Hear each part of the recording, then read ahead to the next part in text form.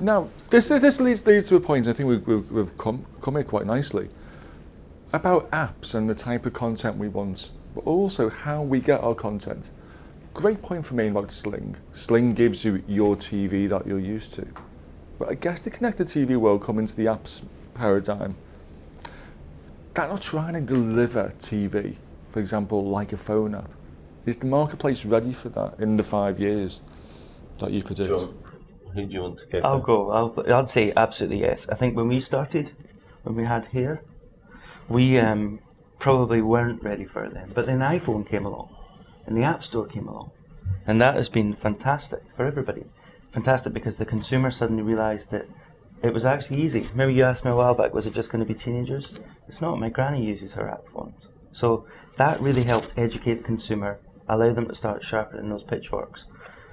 On the other side, things like iTunes coming along on top of that got the industry to stop being so bullish and saying, well, if we don't like it, you're not getting it.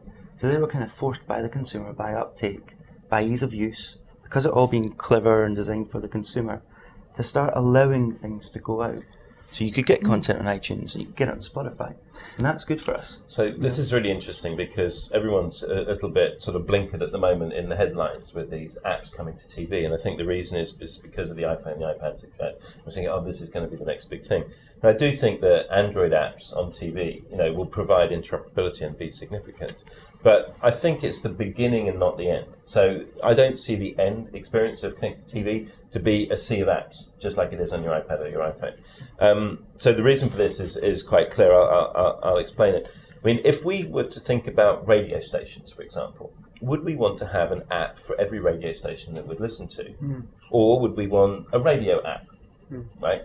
Now, when you look at mobile phones, the core functionality of that is talking to people. Would you want an app on your phone for everyone that you'd like to talk to? I want to speak to Chris. Damn, I didn't install the Talking to Chris app. No, you just want a number, dial Chris, right? Because the function there is talking to people. Now, look at the core function of TV. It's entertainment. It's video. Do we really want 10,000 apps, one for each publisher, with all the functionality and content locked in silos? Or is the end game going to be something more than that? So I predict that apps are the beginning and not the end.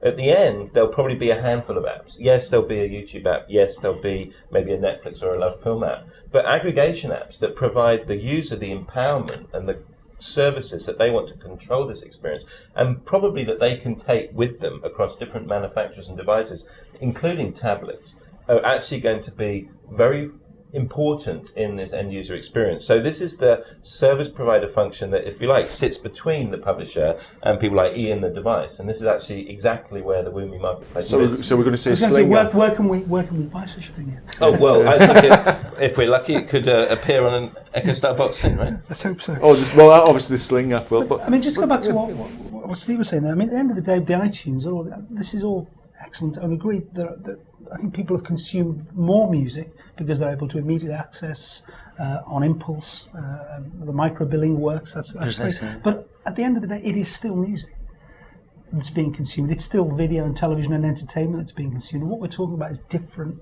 more sophisticated ways of delivering more customised. That's what viewers want. More people, and I absolutely agree with that.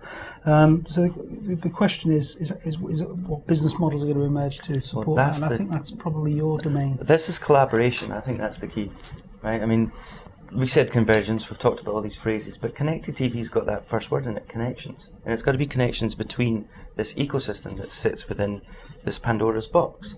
And again, don't let the broadcasters worry too much. Get them to sort their metadata out, get them to open up to the concept. Keep it simple for the consumers with aggregated apps.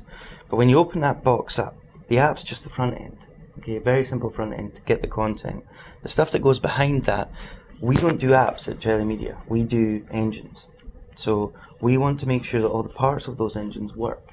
And that's why it's fantastic for me, a geek, to be able to keep talking to set-top box guys, DRM guys, broadband providers, encoding suppliers, CDNs, all this stuff, because those are the little nuts and bolts that go together to make it all work. And if we at this stage can make it all work, then we could end up assuring ourselves that pivotal 2 or 3 apps position when it all comes about. And I think just to summarize this point and take it up to 30,000 foot level, we have gone through more than a half a century of very little innovation in the TV space. And you're right, it has been the tyranny of the ITV programmer for many decades.